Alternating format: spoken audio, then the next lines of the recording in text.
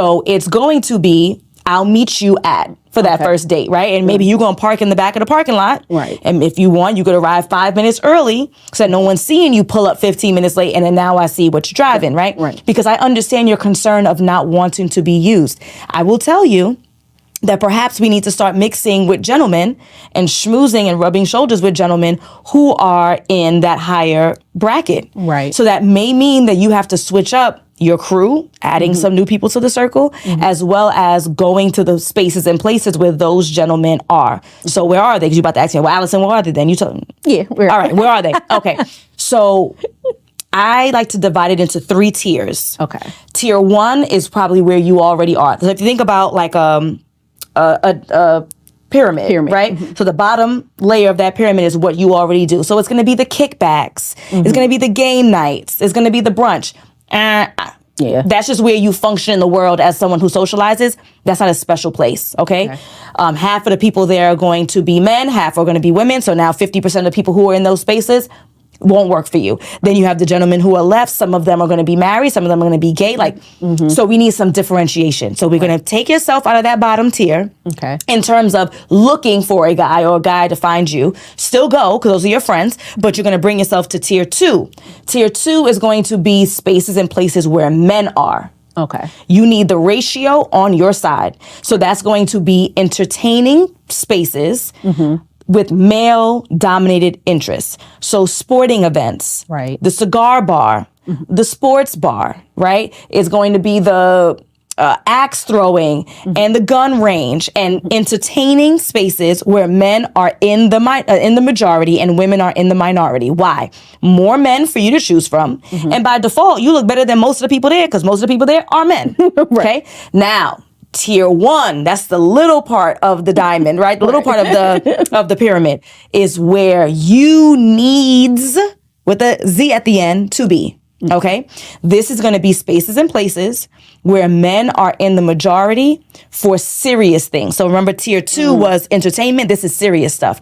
So it's going to be any kind of political events. It's going to be mixers. It's going to be career-based events. It's going to be fraternal events, right? So you want to be in the events where we are talking about serious stuff, mostly career. Right? So you're going to go to the conference, right? There's going to be the neosurgery conference. There's going to be the lawyer. It's going to be the this, whatever. Industries where men normally dominate. Investing, real estate, business, right? So industries where men tend to dominate, because again, we still want the ratio, like from tier 2, we still want the ratio, but we want men who are serious and in depth in their career. They can even afford to go to these conferences. The conferences are going to start at $250. I have $250 to throw away on a Saturday afternoon to learn more about my industry. Those men tend to be more financially sound. And generally speaking, the men who are invested in their career and looking to grow in their career generally understand and appreciate the institution of family and the value of a good wife and marriage. Right? And so that's going to be your tier 1. And the last place in tier 1 is going to be social clubs. Okay. That's going to be in New York. We have like Dumbo House, Soho House, the Gathering Spot, because again, you can do social media and socialize with people around the world for free on Instagram. If I'm paying $3,500 a year to be socializing with the people who's in my city, that tends to be, and not to sound elitist, but I'm being elitist, kind of the more upper crust types of folks, those who are a part of those types of organizations. So again, it might not be that you find your husband at this conference. It might not be that your husband finds you at this mixer, but it's going to be, I'm socializing with the types of people who are like-minded, and I might find his sister. I might find his cousin. I might find his mom. Oh, Nanette, you got to come meet my son. Right? And so we need to start changing who we're around, because that will impact the types of people that we date. Gotcha. Does that make sense? That makes perfect sense. I'm glad. All right, Nanette. So I'm going to ask you, as we wrap up, what is one thing that you are going to put into place once we are done this episode? Right now, what are you going to walk out and do differently?